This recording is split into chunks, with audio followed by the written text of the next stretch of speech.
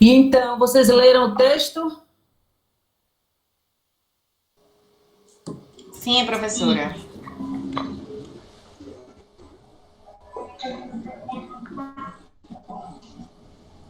Vocês começassem voluntariamente o que acharam importante no texto, questão que queira tirar dúvida agora em sala de aula comigo e com os colegas. Primeiro, voluntariamente. Se ninguém se voluntariar, voluntariamente escolher alguém. Eu posso começar falando, professora. Luana que está falando. Pois não, Luana. Eu gostei do texto, né? Ele fala basicamente da questão do interesse público.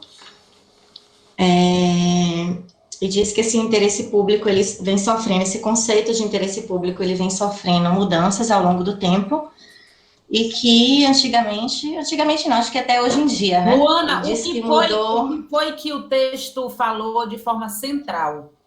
Foi que o Pronto. interesse público vinha mudando Pronto, ele o conceito? fala... Qual é, o que não, você ele diria? fala Peraí, interesse...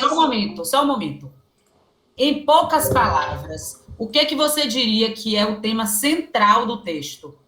Pronto, o interesse público, novos conceitos de interesse público. Novos conceitos, Rafael? Foi isso que o texto tratou, de novos conceitos de interesse público? Um novo paradigma. Eu acho que foi isso, Rafael? Problematização, essa questão do interesse público, de como esse termo é utilizado. Né?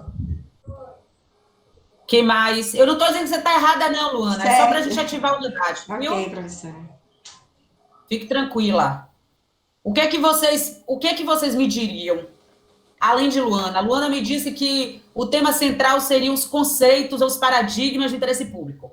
Aí eu estou provocando vocês a...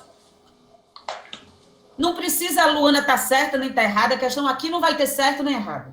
A gente tem que discutir e tentar desenvolver e tirar o melhor proveito do texto possível. Quando a gente lê um texto sozinho, a gente tira um proveito. Quando a gente consegue compartilhar esse entendimento com várias outras pessoas, como a gente está fazendo aqui, a gente otimiza o entendimento e quanto o texto pode contribuir para a nossa formação. É por isso que é importante que vocês falem.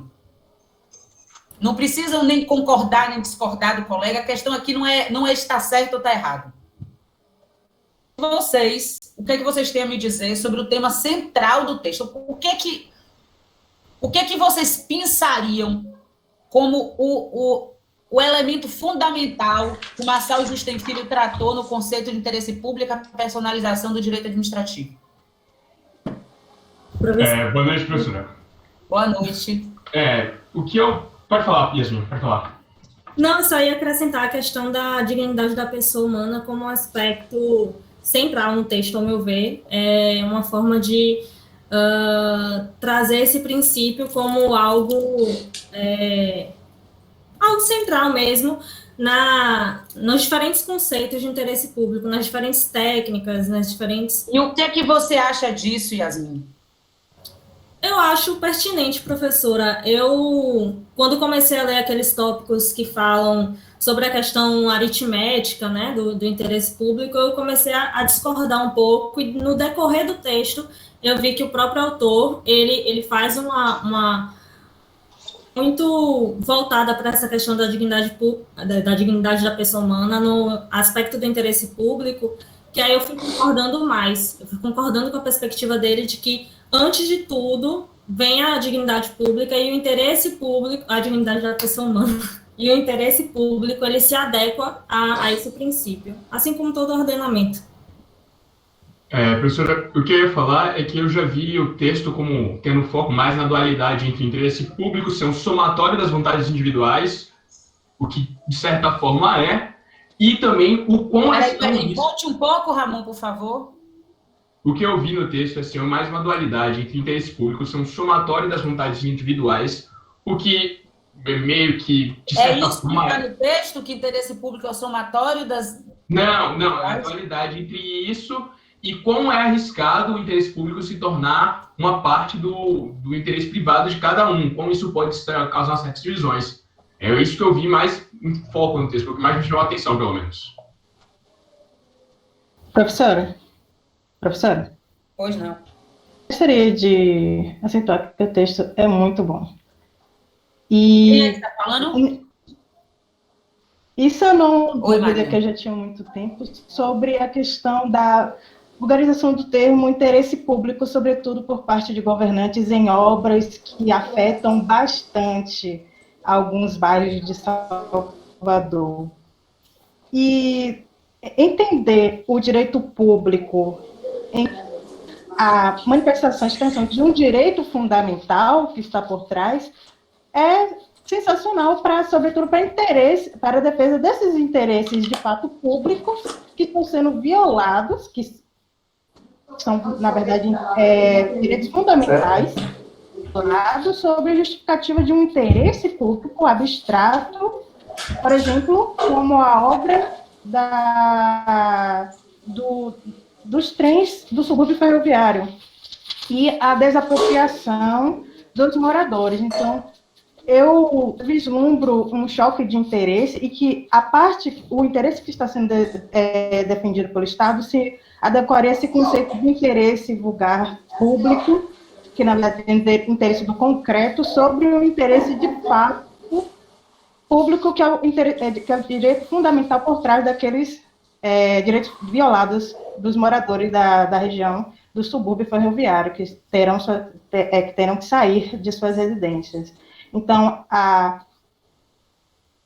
o fato do autor ter conceituado e limitado o conceito de interesse, de situá-lo enquanto a exteriorização de um direito fundamental indisponível, é muito útil, sobretudo na defesa desses interesses das minorias. Muito bem. Obrigada, professora. Tem mais? Meu nome é Lívia. Para complementar o que Mariane disse, me pareceu que no texto o autor quer falar sobre como as coisas deveriam ser, porém elas não são. Apesar da gente já ter uma teoria afirmada, né, dos direitos fundamentais e da dignidade da pessoa humana, isso ainda, como Mariana expressou, não está prática. Ele coloca como seria importante que houvesse, antes de tudo, essa dignidade, para que aí a gente pudesse conceituar o que seria esse interesse público e aplicar ele no caso. Gente, desligue aí o microfone que não está falando, porque está atrapalhando a aula. Obrigada. Continue, Lívia. Não, era só esse comentário mesmo. Gente, para complementar aqui o que as meninas estão falando e a gente colocar as coisas de forma mais objetiva, porque eu já vi que vocês estão tão tímidos. Tem uma parte no texto de vocês, anterior ao texto de Marçal. Eu coloquei para vocês primeiro um textinho pequeno, que é um texto jornalístico, né, uma entrevista que ele deu, e tem uma parte que fala assim, ó. Isso significa reconhecer que a atividade administrativa do Estado Democrático de Direito subordina-se a um critério fundamental que é anterior à supremacia do interesse público. Supremacia e indisponibilidade dos direitos fundamentais. Devem eles ser promovidos e realizados de modo inafastável. Proteção a certos interesses, cuja titularidade é atribuída ao Estado. Ou seja, esse é público porque, vinculando-se aos direitos fundamentais, deve obrigatoriamente ser realizado. Portanto, o interesse é indisponível e supremo antes de ser público, mas ainda ele apenas é transformado em público porque já era e sempre foi supremo e indisponível.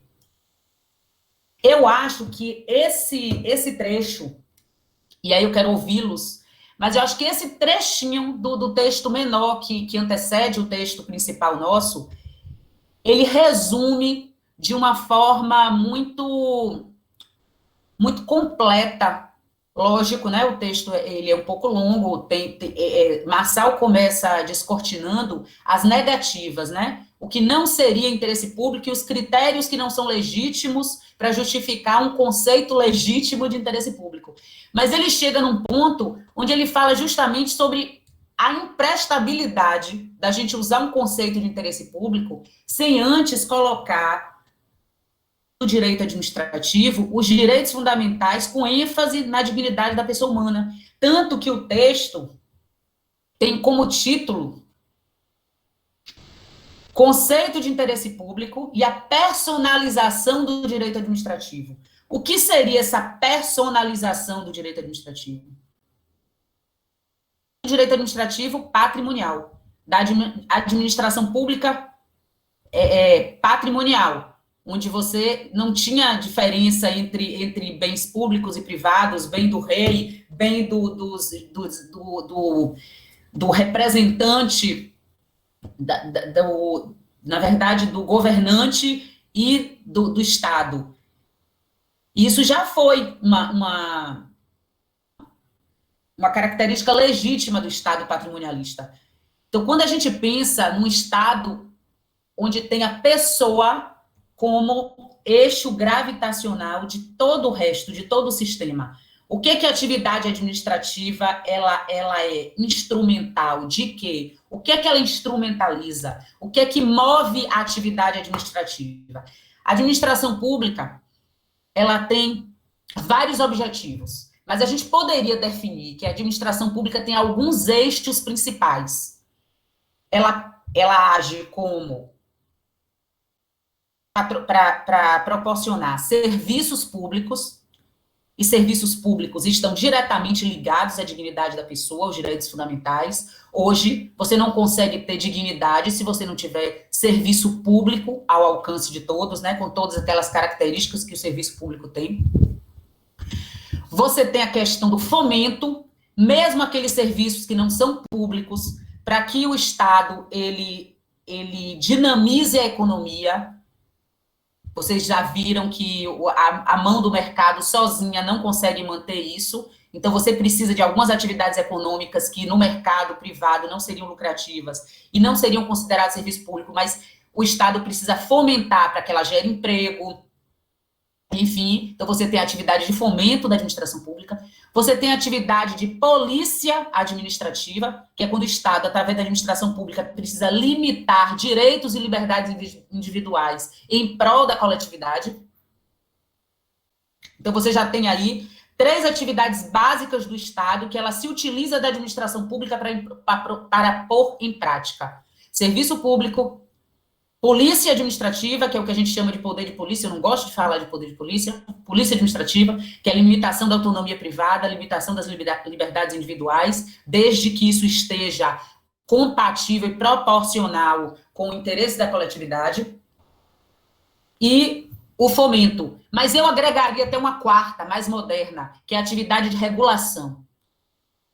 Além do serviço público, quando a administração pública concede por permissão constitucional, por outorga constitucional, um serviço público para que ele seja explorado por um particular, ele não perde a titularidade desse serviço, que continua público. Então, ele tem a obrigação de fazer uma regulação, que é o que a gente tem hoje com as agências reguladoras, que são autarquias especiais, onde a administração pública age como uma mediadora entre os cidadãos, o próprio Estado, né, o próprio Estado direto, o titular do serviço público, seja União, Estado, Distrito Federal, município, e as concessionárias, as empresas privadas que exploram esse serviço público. Eu acredito que a atividade de regulação é uma 4ª atividade desempenhada pela administração pública. Só que isso, gente, tem todo um espírito por detrás. Você tem um aparato administrativo. todo aparato administrativo, ele tem... Gente, vocês podem intervir. Eu estou falando, não fui professora de vocês em Administrativo 1. Tudo que eu estou falando, busca em vocês alguns conteúdos que vocês viram em Administrativo 1. Então, não hesitem em me interromper se vocês não estiverem entendendo alguma coisa. Esse aparato administrativo, eles têm sempre um déficit de legitimidade, porque o aparato administrativo em si, fora aqueles cargos de alta gestão, que a gente chama de governo, não chama de administração pública, né? O nosso direito administrativo ainda faz a diferença entre governo e administração pública. O que é considerado a administração pública no nosso direito administrativo brasileiro é o aparato mais técnico, de técnicos concursados ou contratados para exercer cargos em confiança ou cargos em comissão, não são eleitos pelo povo. Então, tem-se na administração pública um déficit de democracia. E o que você precisa dentro desse aparato instrumental para pôr em prática as opções políticas do governo é que você precisa... Essa atividade administrativa precisa ter um espírito. Ela precisa ter algo que norteie. Você tem todos os princípios que vocês aprenderam em Direito Administrativo 1, mas isso não basta.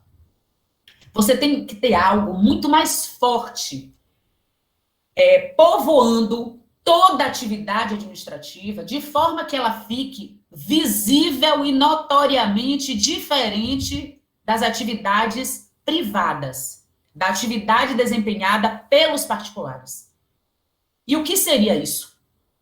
É o tempo todo, e por isso que vocês vão ouvir, sempre devem ter ouvido muito semestre passado, interesse público, interesse público, interesse público, interesse público. Mas isso não basta, Mariane, não basta, Thaísa, nem Vitor, que eu não estou vendo o rosto, nem Lívia, nem Yasmin, nem Gabriel, nem Rafael, nem Bárbara, e todos os outros que eu não estou vendo ainda, porque são muitos e a telinha não dá espaço para todo mundo. Não basta. Imaginem vocês que se a gente precisa que o direito administrativo e que a administração pública haja como orquestra, e que a gente tem que ter o tempo todo um maestro que dê essa melodia, que é o interesse público. Se você não sabe o que é essa melodia, tanto a administração pública, ela perde o foco, ela fica completamente destituída, desprovida de essência, de valor, e nós, cidadãos, ficamos desprotegidas por esse direito administrativo. Porque o direito administrativo não é um direito que rege estruturas administrativas e administração pública. Isso seria esvaziar o direito a que eu me dedico tanto, que eu escolhi para estudar. Eu não escolheria lecionar direito administrativo se ele fosse e tivesse um conteúdo tão vazio quanto somente estruturar e organizar uma atividade administrativa que, por ser instrumental, nunca poderá ter fim em si mesmo. E qual é a finalidade, gente, da administração pública? Um dia, lá atrás, a gente abriu mão, nós, seres humanos, abrimos mão da nossa liberdade genuína, original, para vivermos em sociedade e em estados organizados. E a gente fez isso em troca, porque ninguém abre mão disso, que é o que a gente tem de mais caro que a liberdade. Ninguém abre mão disso em troca de nada. Lógico que não existiria vida em sociedade organizada se nós não abríssemos mãos dessa liberdade genuína. Essa liberdade exercida no grau extremo por todos ocasionaria na falta de liberdade. Então, a gente precisou se organizar em sociedade, a gente precisou se organizar politicamente, a gente precisou organizar o Estado e a gente passou para ele o monopólio da força, da violência. Então, a gente abriu mão, sim, de grande parcela da nossa liberdade. E isso em troca de uma organização política, mas que nos garantisse o básico: direitos fundamentais. Dignidade. Ninguém abriria mão do que lhe é mais caro para ter os seus direitos fundamentais esmagados, desprotegidos ou desrespeitados. Portanto, a atividade administrativa, ela tem, não como eu diria que não é o objetivo da administração pública. Eu diria que a administração pública não tem razão em si se ela não tiver, primeiro, como patamar básico, que todos aqueles que são destinatários dessa atividade administrativa tenham seus direitos fundamentais respeitados. Ô, professora. Pois não, pode falar. Vitor, a senhora fala que a finalidade do direito administrativo ela é atender esses direitos fundamentais. Como? Desculpa, eu não te ouvi. Me corrija se eu estiver errado. A senhora fala que a finalidade da administração pública e do direito administrativo é atender a esses direitos fundamentais. Não, não falei isso. Eu falei que a administração pública não encontra fundamento se ela já não existir num patamar onde todos aqueles que são destinatários dela não tiverem os seus direitos fundamentais respeitados. É muito pouco, Vitor, que a administração pública exista para atender somente direitos fundamentais. É muito pouco. Ela tem que ter uma visão até muito maior que essa. Ela existe para muito mais que isso. Depende da atividade administrativa, desenvolvimento, organização, modernização. E aí a gente pode passar aqui muito tempo falando de várias finalidades da atividade administrativa e da administração pública.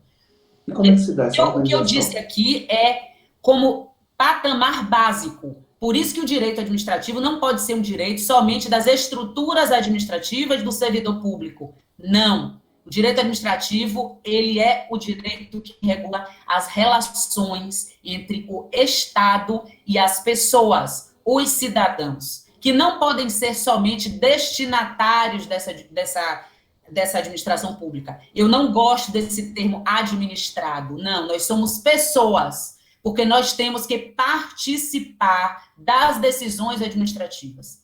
Isso é que supre o déficit de democracia da administração pública. Diga, Vitor. Agora você entendeu? Entendi. Acredito que entendi. Como é que se dá essa noção, né, que a senhora falou aí, em estados totalitários, ditatoriais? Como é que se dá esse direito administrativo nesse contexto? A gente teve direito administrativo desde, eu vou dizer, de uma forma positivista, desde a Idade Média. Então, se você me disser, Kaline, existe direito administrativo na Alemanha nazista, existiu direito administrativo. É lógico que um sistema compatível com o que era legítimo naquele momento. Vocês viram isso em TGD, né? Vocês viram isso na Teoria Geral do Direito. O conceito de justo, ele é cultural. Direito é cultura. Então, você teve direito administrativo e você tem direito administrativo em sistemas autoritários. Nós já tivemos um sistema autoritário e nós tínhamos um direito administrativo autoritário. Por isso que hoje, Vitor, nós não podemos herdar um direito administrativo autoritário. Eu acho que ainda hoje, em 2020, nós temos um direito administrativo ainda permeado por conceitos, por fórmulas que ainda nos mostram que existe uma forte herança autoritária no direito administrativo. A senhora pode dar exemplos? Por exemplo, vocês aprenderam ano passado sobre mérito administrativo. Variedade, oportunidade e conveniência, autoexecutoriedade de ato administrativo, autoexecutoriedade de ato administrativo, vocês viram o próprio interesse público. Esse próprio interesse público desconectado com algum valor e algum conceito pré-determinado, você tem ele como Deus. E que se você não der a ele... vamos começar, vamos ser mais objetivo. Vitor me perguntou objetivamente, vamos falar objetivamente. Mérito administrativo. O mérito administrativo é aquela parte do ato administrativo, não é isso? Vocês aprenderam o ato administrativo e administrativo 1. Tem a ver com aquela parte do ato administrativo que não é totalmente vinculado à lei. Não foi isso que vocês aprenderam? É a parcela do ato administrativo onde o agente, ele exerce a discricionariedade, que é uma competência onde ele faz um juízo de oportunidade e conveniência. Tanto existe aí uma impossibilidade, às vezes, dessa parte do ato administrativo ser revisto pelo Poder Judiciário.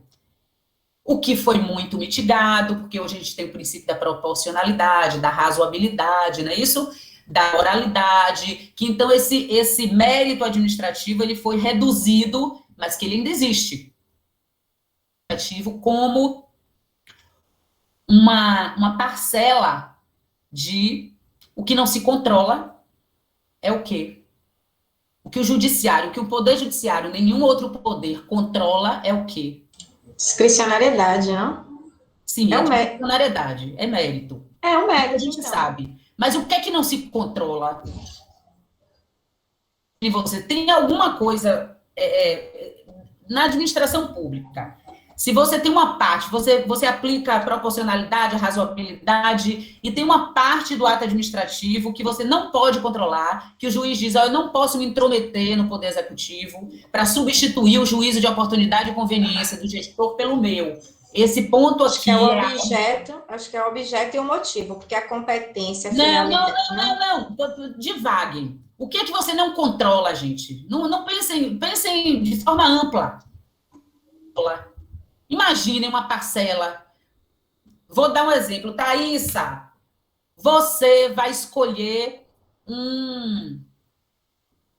Você vai escolher seu carro novo, Thaísa.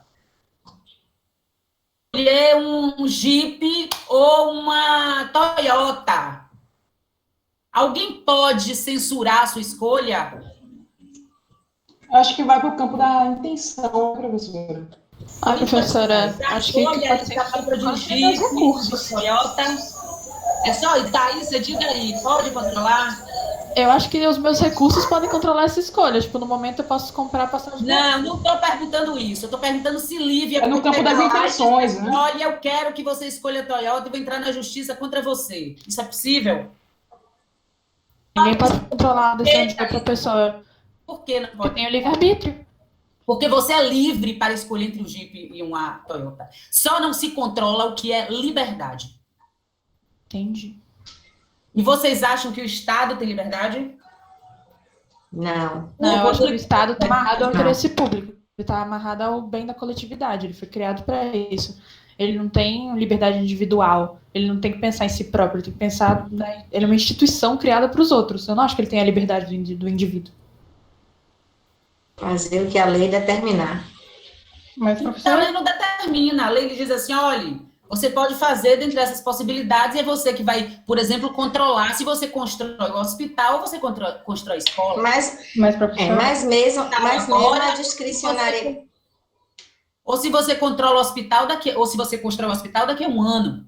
Mas mesmo a discricionariedade, professora, tem que ser baseada na lei. Embora tenha essa margem de discricionariedade, tem que ter o fundamento na lei, não pode ser solto. Sim. Não. Discordo de você. Então... Com base na lei, não.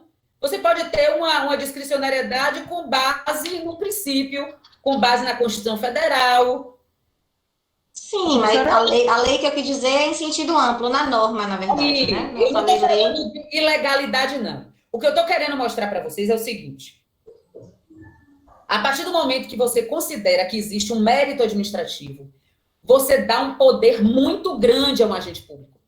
Porque em algum momento, mesmo que baseado na lei, se ele respaldar a escolha dele, aquele espaço de liberdade mínima que ele tem dentro da lei, no interesse público, o juiz não poderá censurar o ato dele. Aí vocês veem como é perigoso você não ter um conceito de interesse público.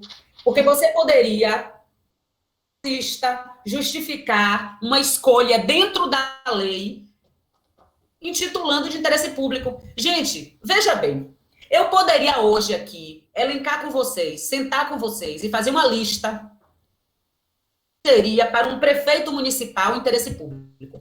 Construir escola interesse público, alcance interesse público. Construir hospital, construir posto de saúde, construir orfanato, escola, creche. Os exemplos mais absurdos, quando a gente quer citar um absurdo que um prefeito fez, é assim.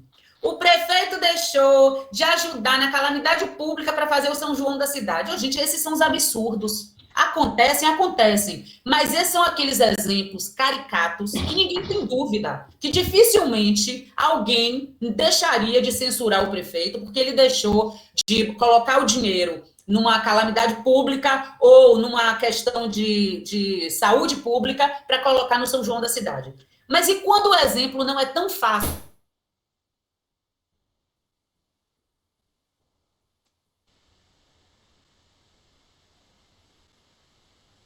Acho que ela caiu, não foi, gente? Eu também que travou.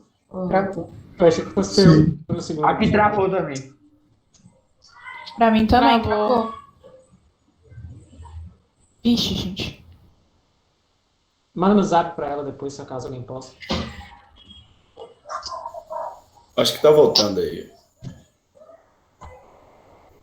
Pra mim não voltou ainda não, ainda tá congelado. Pra mim tá voltou congelado a imagem também. que tá congelada, mas ainda tá congelado. Tá congelado aqui também. Deve ser lá.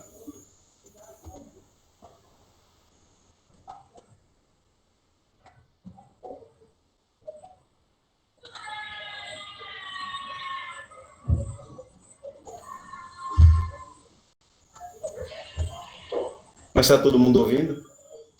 Eu tô ouvindo você. Eu também.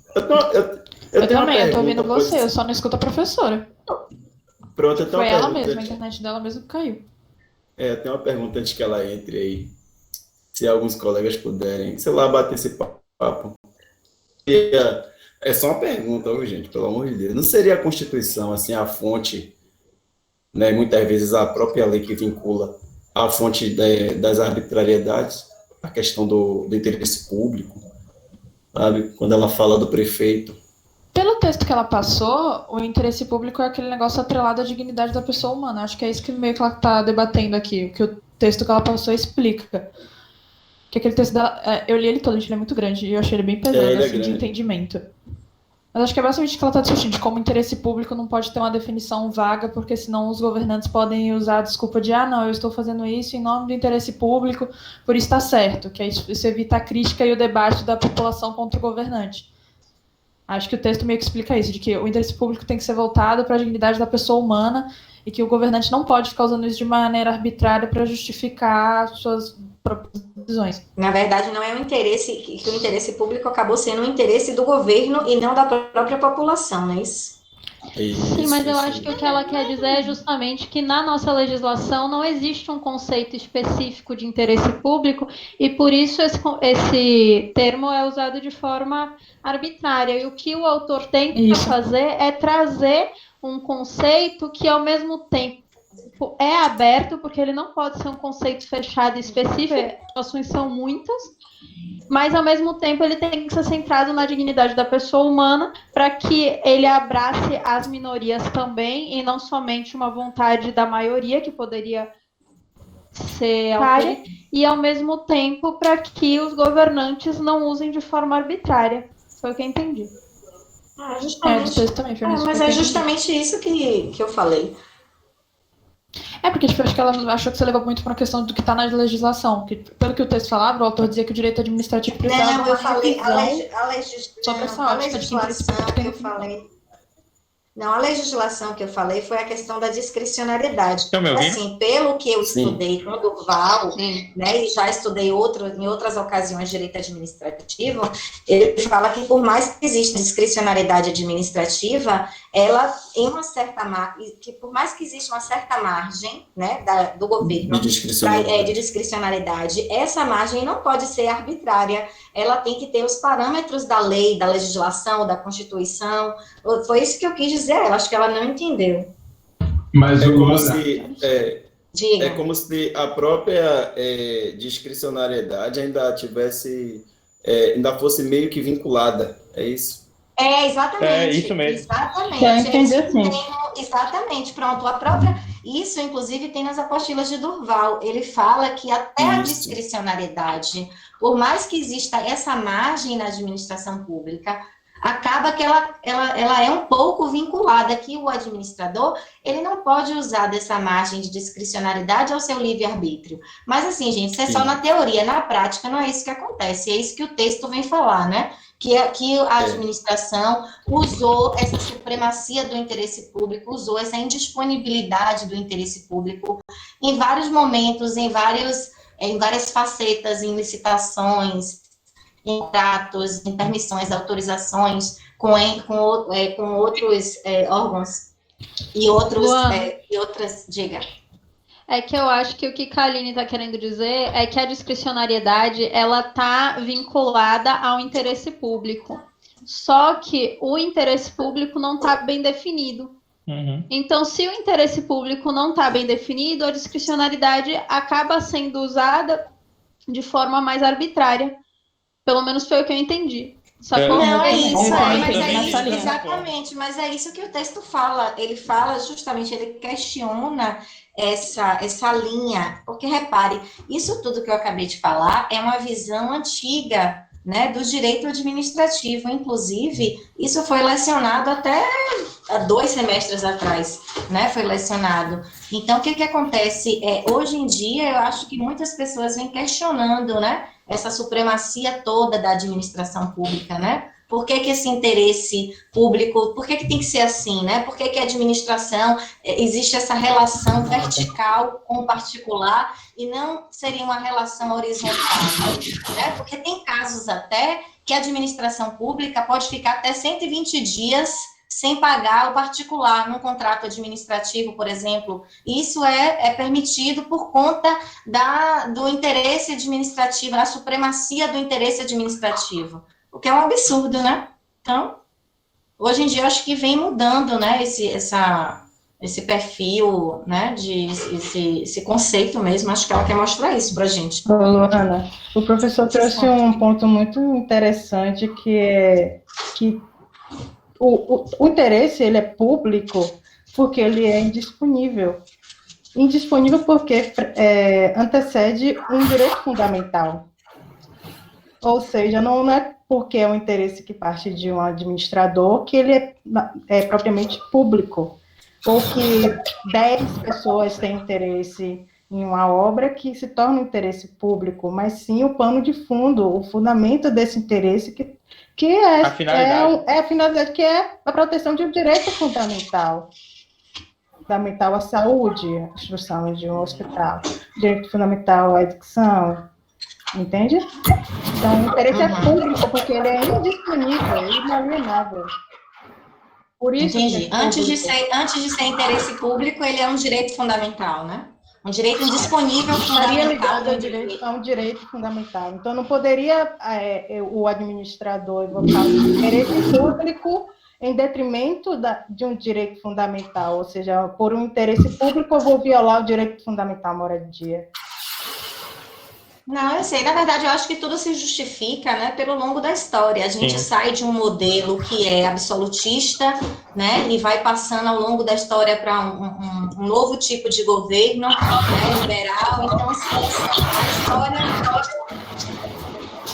a história vai mudando e, infelizmente, há resquícios, né, entre uma fase e outra, nessa transição, acaba tendo muitos resquícios, e, infelizmente, algumas fases não tiram totalmente, né, as características da fase antiga. Então, quando se tem uma classe dominante que dita o poder, né, numa sociedade, às vezes é interessante manter essas características de dominação e de relações verticais, né, para atender os interesses dessas próprias classes. E no texto ela fala essa diferença. Por que a dignidade da pessoa humana é um conceito... Tá fazendo barulho. É um conceito que a gente pode... É o microfone de Bruna. E ela distingue entre um conceito que você pode utilizar no direito material do conceito justnatural. Porque um conceito justnatural, ele não tem lastro histórico e cultural. E a dignidade da pessoa humana, sim. Então, ela mostra que esse conceito de a gente buscar a dignidade da pessoa humana por meio do interesse público é um conceito que é resultado de um processo histórico e cultural de uma determinada sociedade. Então, um dos grandes pontos do texto que eu acredito ser é que ele restringe isso às sociedades ocidentais.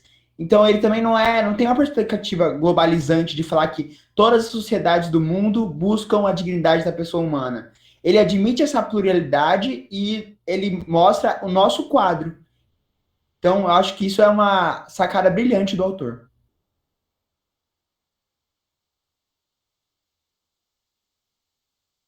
Eu vi que a professora conseguiu entrar, mas depois acho que ela saiu de novo. Acho que ela não tá conseguindo conectar a A aula é câmera. até que horas, Thaisa?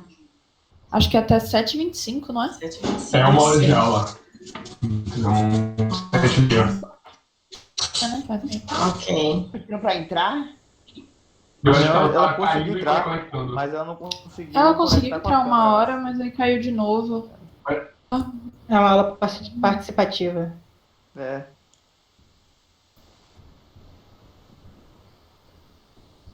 Mas eu não vou mentir. Eu gostei do texto, mas eu achei sabe, denso. Às vezes o parágrafo eu se repetia também. Eu muito. achei Você tinha que ler umas muito 3 denso. vezes o parágrafo para ver se o negócio internalizava.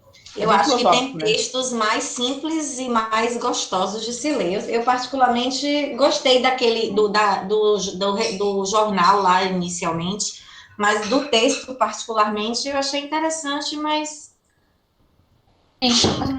O começo do texto eu achei difícil. Eu tenho uma dúvida, se alguém puder me responder. Eu queria entender exatamente o que é a personalização do direito administrativo, porque eu realmente não entendi. eu acho que a personalização é quando o direito administrativo vira pessoa, né? Personalização é transformar em pessoa.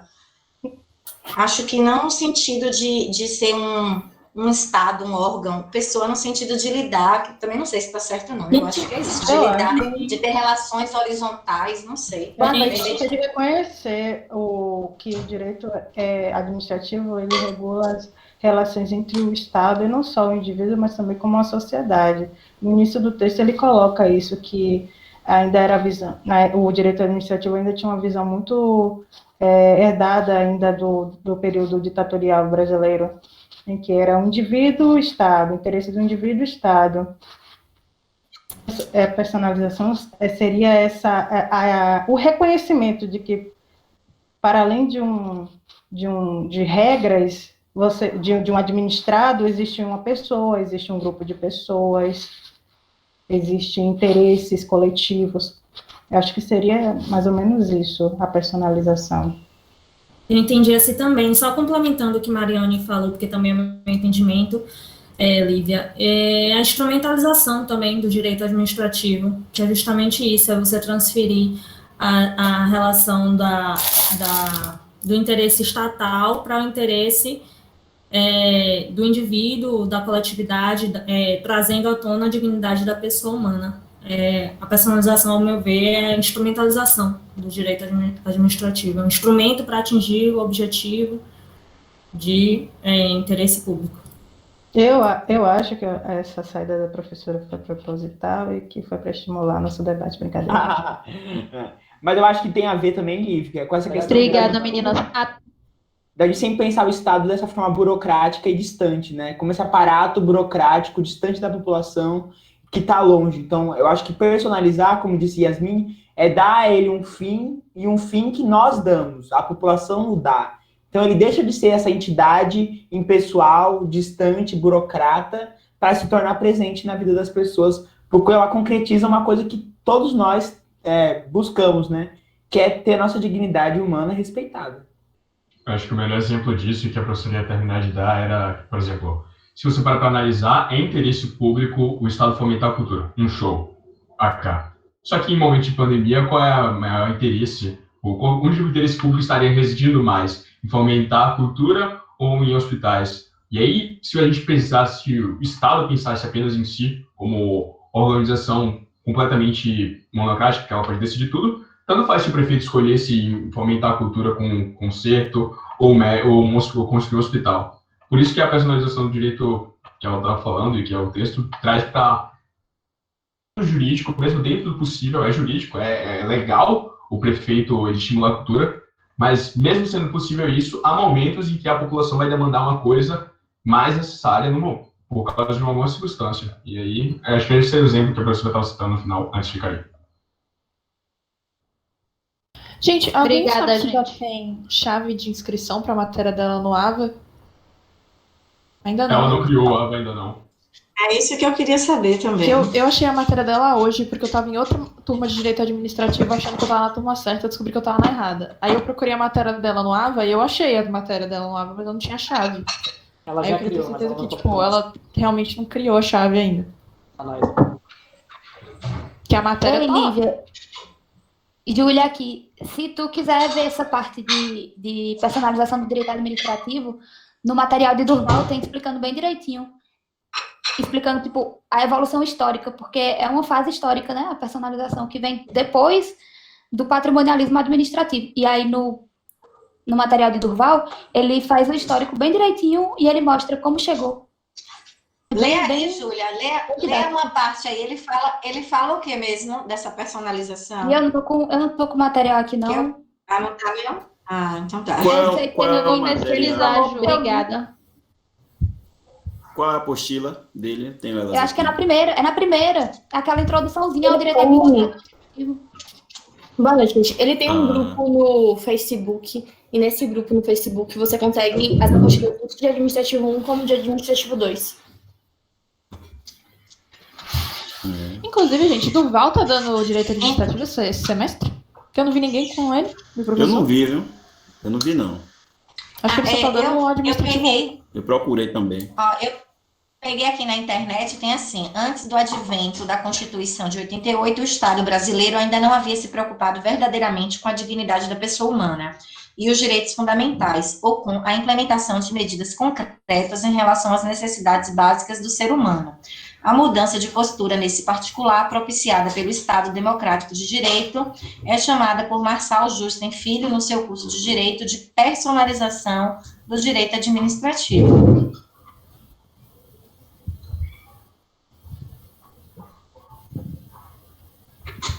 Aí, a personalização do direito administrativo revela a impossibilidade de se preterir um direito individual fundamental em favor de um direito coletivo não fundamental. Eu acho que essa questão mesmo da instrumentalidade, né, que Yasmin falou e Mariane, e dessa relação mais horizontal com a população.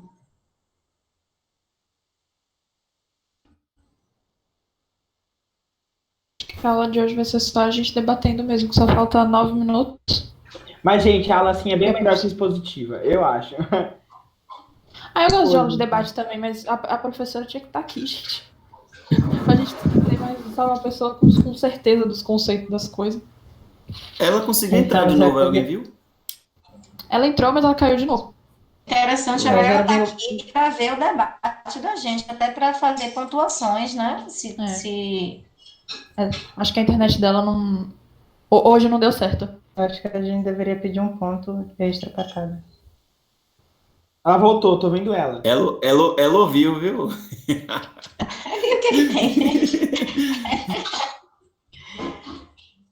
O microfone. Professora, a gente não tá te ouvindo, seu microfone. Vocês estão me ouvindo?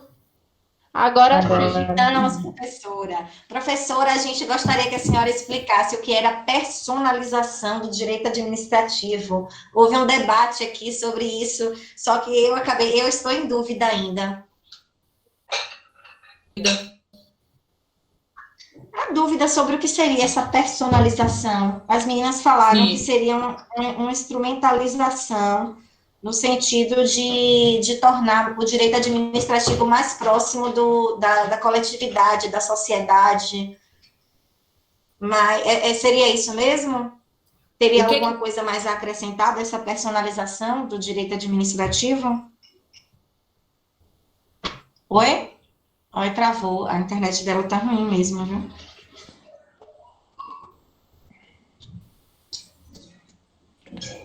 E agora? Já caiu de novo. A internet dela travou de novo.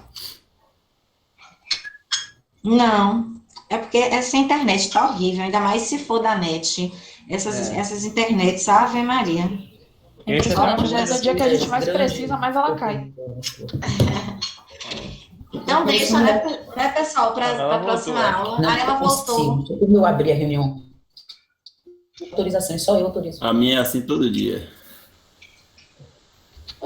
Professor?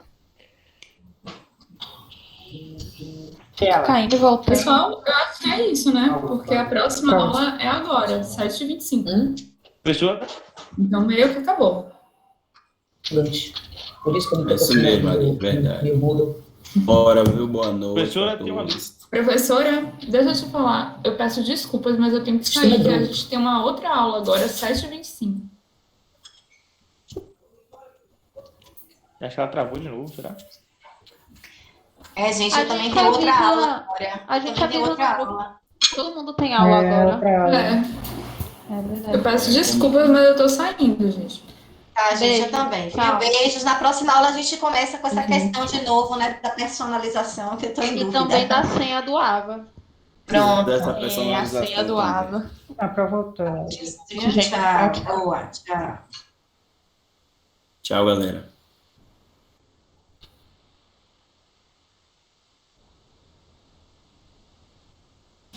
Fica ok para a próxima aula aí, pô. Eu acho que é para não estar conseguindo. Mariana? Mariana, boa noite. Elba.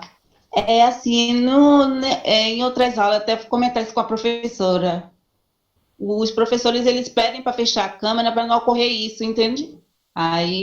Ocorreu o quê? É de cair a net. O professor mesmo, Leandro, ele pede... Leandro, ele pediu para a gente fechar as câmeras para poder não cair... o professor não cair Porque alguns professores pedem, inclusive, para abrir a câmera. Mas aqui está no Meet, né? Geralmente. Ah, tem isso? Eu não sabia que tinha essa... Eu vi os professores comentando assim, pedindo isso, entendeu? Porque depois eu no Zoom. Tá bom, boa noite tá também. Bom, boa noite, valeu. Saber disso.